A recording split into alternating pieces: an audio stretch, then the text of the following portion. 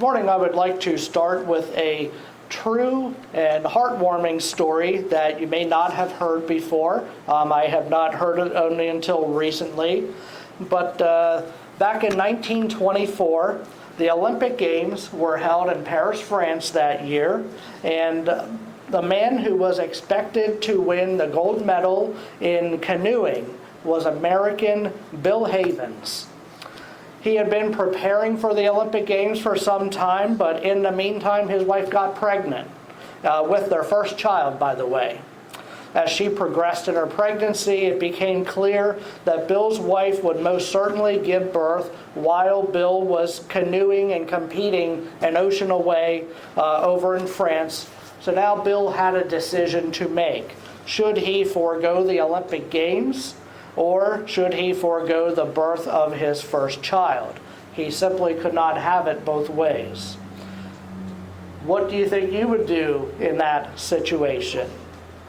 I think most people would probably choose to be present at the birth of their child because it's an opportunity you're never going to have back, while there at least could be a slim chance in the future that you may qualify for the Olympic Games again 4 years from that point. Regardless, it would certainly take a lot of discussion, a lot of praying, a lot of soul searching to make a decision that you are confident you're not going to regret for the rest of your life.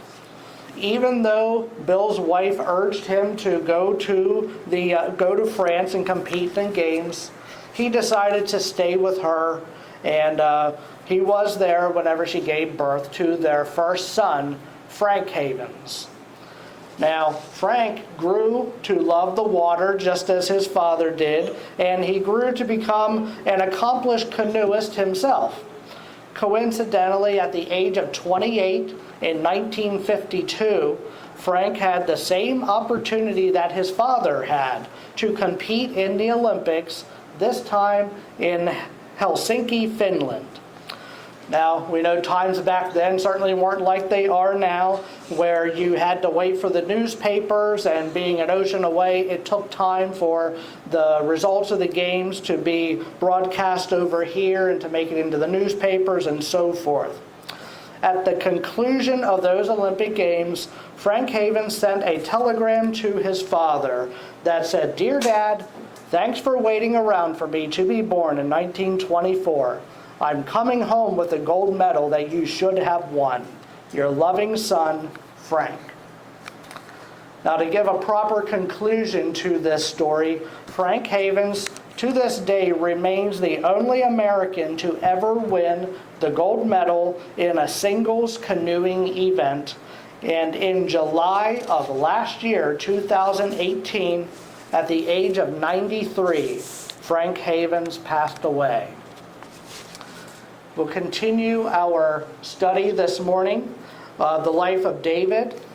Whereas Frank's father, Bill, was not selfish about his own ambitions, we'll see that David found himself in a position where he was called upon to put aside his own ambitions as well. And it's easy to contrast the actions of David to those of King Saul, the one who's chasing him all over the wilderness. And it really is a tale of two very different men. And that's what I'd like to look at this morning. We'll continue our story by moving on to 1 Samuel chapter 26.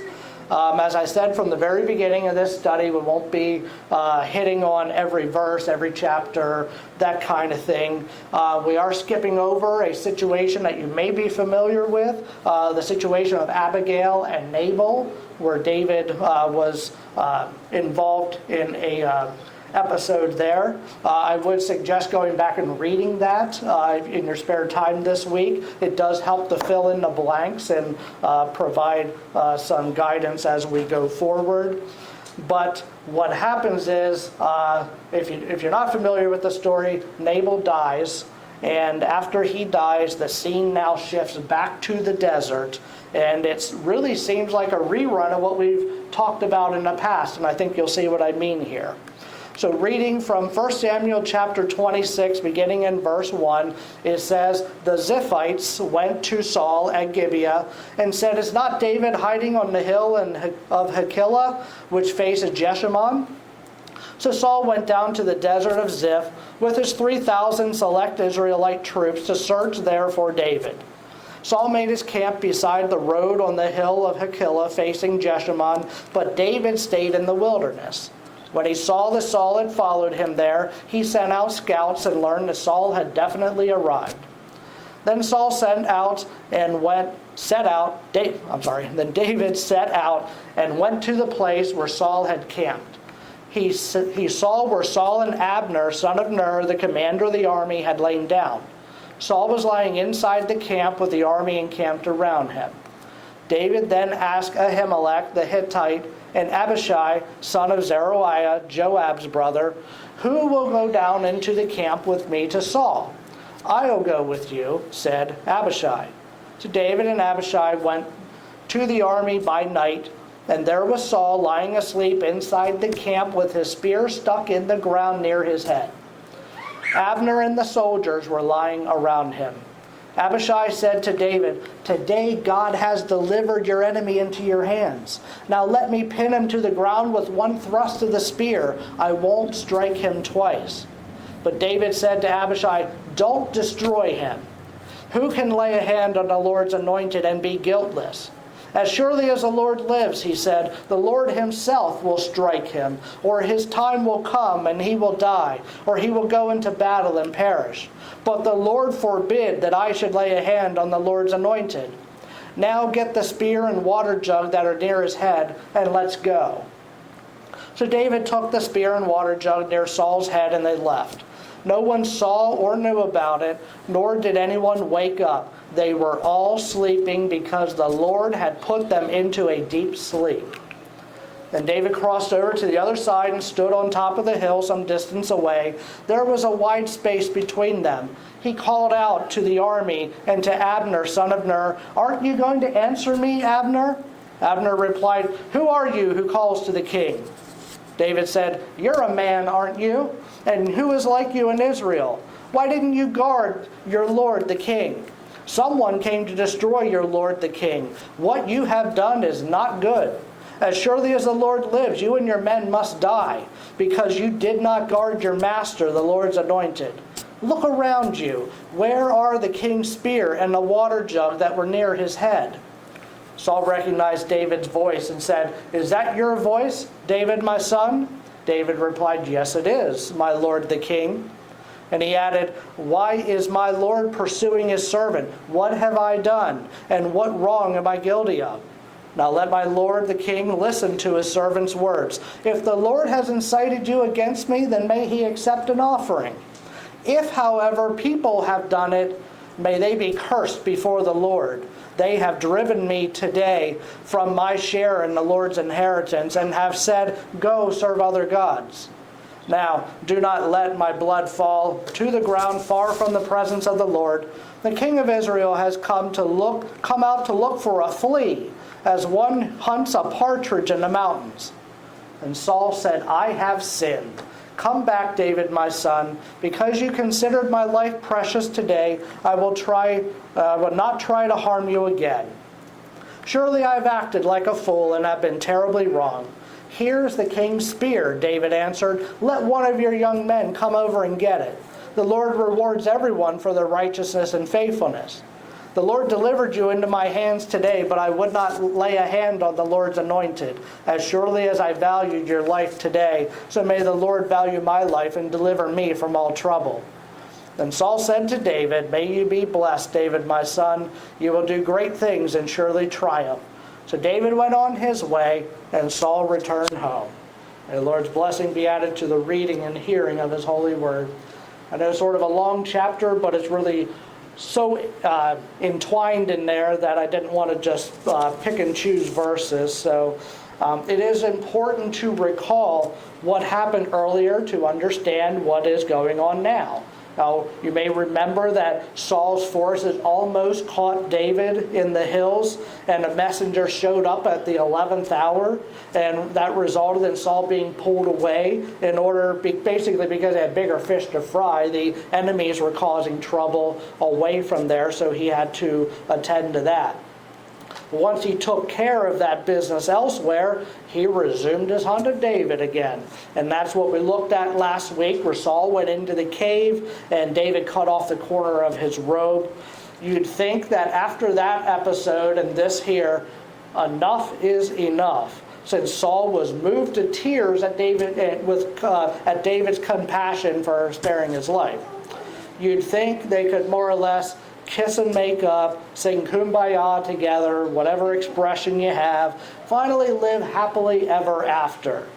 But in 1 Samuel 26, Saul's back at it yet again, a third time now, chasing David. Isn't that how it often is, though? Our struggles never seem to ever be really over. Did you ever experience this, where the enemy just keeps rearing his head, bringing up bad history? I think of it like this guy named Rasputin. I don't know if you ever heard of Rasputin before. He was a really strange, bizarre Russian character from the late 1800s, early 1900s. And the idea is Rasputin just wouldn't die, in a literal sense. He was stabbed in the gut, didn't kill him. He was poisoned twice, didn't die. He was shot with a gun at point blank range 3 times, one of which in the head, still didn't kill him. Finally, he had to be bound and thrown into a freezing river, which finally killed Rasputin. That's what our struggles are like. It seems like we can never get free and get past them. Probably how David felt about Saul here too, and his army constantly dogging him, constantly on his heels. But David still kept his focus on God as he continued to rely on him. Sets the stage for what we're looking at this morning. As I studied this chapter, decided how to proceed, I thought to myself, what is lacking in the world today in a man in the 21st century, with this being Father's Day, of course? Well, I think we could be here a long time this morning discussing that idea, because there is a segment of American culture that has been trying for a long time now to shame anyone who displays any kind of masculinity. And there has been, I think, some success in slowly changing our culture's perception of a man to a much less masculine one. And it's not only a man-only message this morning, because I really think that same segment of our culture is just as determined to change the dominant perception of women in our culture as well. Now, when I talk about masculinity, I don't want to put people in a box. My question is, what is the prototypical man? What comes to your mind? Is it a lumberjack with the bulging biceps, full beard, hunts and traps his food, sort of like Paul Bunyan kind of person? Or is a prototypical man like an auto mechanic? Baritone voice, deep voice, permanent black under the fingernails, from working with his hands all day, drives a pickup truck, can fix just about anything. Does this mean that the man who is, say, involved in theater, is a good dancer, is in touch with his emotions, is an accomplished writer, is any less of a man? And switch it around now for the ladies here. Does it make you any less of a woman if you can do any of those prototypical man things that I mentioned? Maybe other than growing the full beard, but the other things. What I'm getting at is, to me, David represents the prototypical man, if there ever was one, but it has nothing to do with his looks or what he does. What makes David a prototypical man is what is in his heart. I want to show you several contrasts between David and Saul. And the first one this morning is about David's obedience to God versus Saul's apparent selfishness. Last week when we looked at David foregoing the opportunity to kill Saul when he had the chance, the first time that is, despite the urging of 600 men behind him, rooting him on, we saw that David was simply obedient to God. We have another dynamic to the story this morning in that with this third close encounter with Saul, it's the second opportunity for David to kill him. David now has a trusted man, an advisor, more or less, named Abishai, who thinks what I suspect most of us would think in that situation, that this is another chance for David to kill Saul. And I mean, Abishai is wondering, how many times does God have to make it very clear to David that this is his opportunity to do the deal? And it so much seems like God is orchestrating these events so that David has the opportunity to kill Saul. What I find interesting is somehow David knew that God caused the deep sleep to fall upon the men. The writer knew it, so you would assume David knew it as well. For me, not so miraculous that a man can fall into a deep sleep. I have a knack of being able to do that very quickly myself. I don't mess around when there's sleep to be had, by the way. I will take advantage of that this afternoon, most likely. But I wonder what David thought. Was this deep sleep God's way of allowing him to kill Saul without any incident at all? And this trusted advisor, Abishai, he even offers to do the deed for David, again, so that his hands won't be dirtied in the process.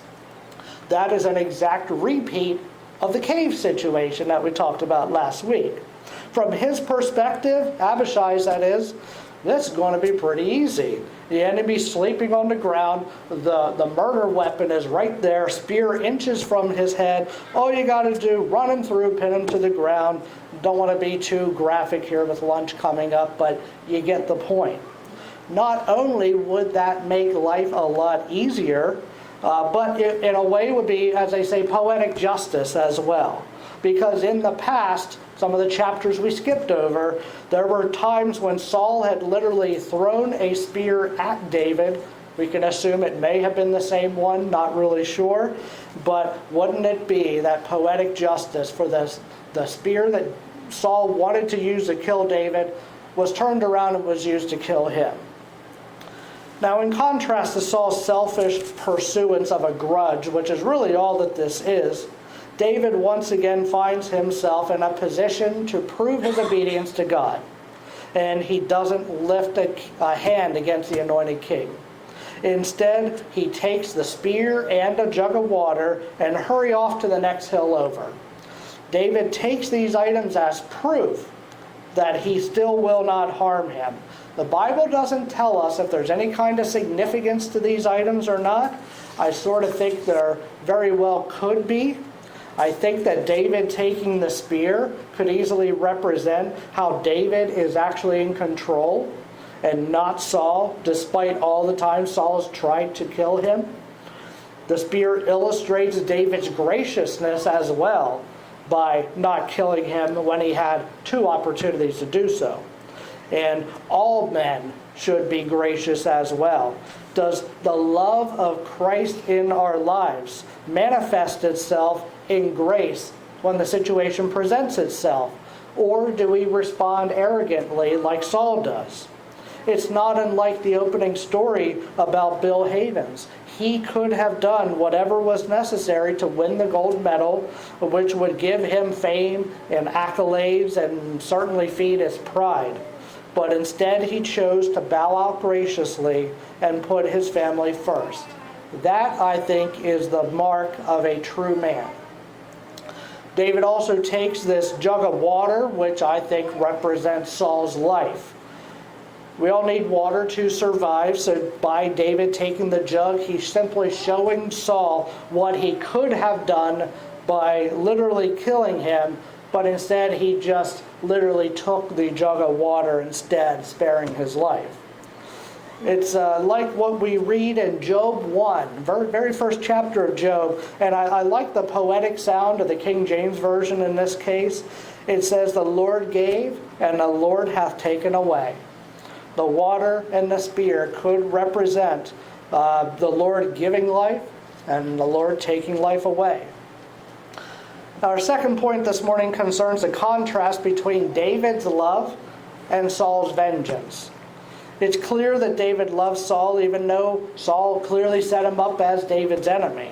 It was Jesus who said, "But I tell you, love your enemies and pray for those who persecute you." David loved his enemies, and I don't think it's something that he naturally did on his own. What I mean is, I think it's just like with all Christians everywhere, where we love God first, and out of that higher love, we are then able to express love to all people, including our enemies. If we are just left to our own unregenerate devices, we would only truly love ourselves.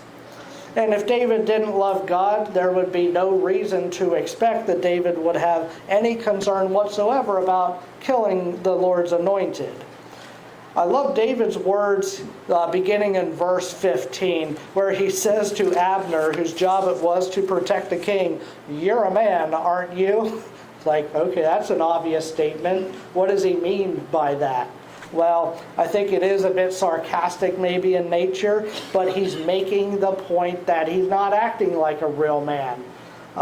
And then he goes and he says, "Why didn't you guard the Lord your king? Someone came to destroy him. What you have done is not good. As surely as the Lord lives, your men must die. You didn't guard your master, the Lord's anointed." By saying what you have done is not good, he's drawing an obvious comparison between them, Abner and the guards, and David, who is the real good one here, who finds himself on the run for his life. You know, the good one's on the run for his life and the bad ones aren't. Those in Saul's army, he says they should be, they must die. They didn't guard the Lord's anointed and so forth. So simply David is drawing a contrast between himself and them. Question for us, what kind of love do we exercise? When things go wrong, do we respond lovingly or harshly? Just an example, last week we went to a restaurant and there was a mix-up with one of the orders. Time passed, it got to the point where we knew something was wrong back in the kitchen or whatever. I don't know if the waitress didn't put in the correct order, what the case was. So we flagged down the waitress, she checked on it, told us there was a mistake and they would get the food out soon enough, and you know, in the end that happened. In that situation, I'm sure there would be some people who would be very livid and start screaming and would act without grace. You could tell that in this case, the waitress, who was a young girl too, seemed like she was on the verge of tears too, to deliver the bad news to us. I wonder what experiences in the past she had had, which is sad. But the thing is, what good would it do to cause a scene there? It's not going to make the food come any sooner. And it's just a situation where grace was appropriate. Which leads now to our last point this morning, in that David was discerning while Saul reneged on his word. Last time, David met Saul in the cave in En-Gedi, and at the end of the chapter it says Saul went home, but David stayed in the stronghold. David could have returned to the same town as Saul, where he was used to being, and started his life, but David was very discerning at that time to wait it out, not rush in, and get himself into another bad situation. His discerning was strong, so he was not naive, and he was not trusting that Saul's word was airtight. And it's a good thing that he didn't go back there, because we see what would later happen. As we see now, it was these people in the area, they call it the land of Ziph. They're the Ziphites, as they're described here. Seems like they're sort of a fly that won't go away either. They tell Saul second time, hey, David's back in the area, go get him. And we see that Saul's crocodile tears from before had dried up rather quickly. And there's no comparison here between David and Saul in terms of honor. That's why at the beginning I said David is a prototypical man because of what's in his heart. Jesus said, but the things that come out of a person's mouth come from the heart, and these things defile them. For out of our heart come evil thoughts. Saul's actions are a reflection of his heart, but really the same goes for David too. That in the same way that bad things come from the heart, you're left to infer from it that good things also will come from the heart. And that was the case with David, which makes him the prototypical Christian man. On Father's Day, no matter if you're a man, a woman, father, mother, whatever the case is, the Christian life calls for a great deal of discernment. Earlier, I recommended reading the chapter that we skipped with Abigail, Nabal, and David. And I'll give you another mission should you choose to accept it this week. And that is to turn in your Bibles to 1 Corinthians 10 sometime and read that chapter in its entirety. I'll refer here just to a section that Paul writes concerning the believer's freedom here. But even though the word discerning doesn't technically appear in the print, it is all about discernment. And part of that chapter from 1 Corinthians 10, Paul writes, I have the right to do anything, you say, but not everything is beneficial. I have the right to do anything, but not everything is constructive. No one should seek his own good, but the good of others. And skipping down a bit, he writes, so whether you eat or drink or whatever you do, do it all for the glory of God. Do not cause anyone to stumble, whether Jews, Greeks, or the church of God, even as I try to please everyone in every way. For I am not seeking my own good, but of many, so that they may be saved. Paul's basically saying Christian believers are freed from the law and we're now under grace, but it doesn't mean anything goes anymore. There may be things that God permits us to do that are not inherently sinful, but simply may not be wise at the time. May not be discerning to engage in certain practices in certain situations, maybe even in the presence of certain people. And we should restrain ourselves because of that. Big question that people obviously raise is, how do I know when to act and when to refrain? Well, admittedly, I'm not batting 1,000 myself, as they say, in regards to my own discernment in the past. I guess, though, I'm in good company with David because we see he wasn't always the most discerning either. But what we can is look at David and see a man after God's own heart, which is really our answer. Search the Lord. Go after his heart. Ask him what he wants us to do. Not so much, is it okay for me to do it, but God, what do you want me to do? And start there. When you boil it down, though, the Bible is a book of contrast. We see it here with David and Saul. We see it from cover to cover. Peter and Judas, Moses and Pharaoh, Elijah and Jezebel, Mordecai and Haman, Jesus and Satan, and the list goes on. It's the ultimate contrast between good and evil. The life of David illustrates for us how our actions aren't always good and they aren't always bad. Contrast applied to us no matter if your father, mother, don't have any kids at all, whatever the case is. Are we obedient or are we selfish? Are we loving or are we vengeful? Are we discerning, or do we go back on our word? I think David is the prototypical man, but more than that, David is the prototypical Christian. There were issues in his life that kept popping up, and after a while, there were things that tested his love and discernment, and we should all be able to empathize and understand where he's coming from there. David also didn't reconsider what God was telling him. He didn't run it through his own mind and think, okay, that's good, God, now give me something else. He simply took God's word for what it is and ran with it. He knew what was right, and this time at least, he stuck with it. May we always be obedient to God with the help of His Holy Spirit. Let's bow our heads and close out our service with a word of prayer.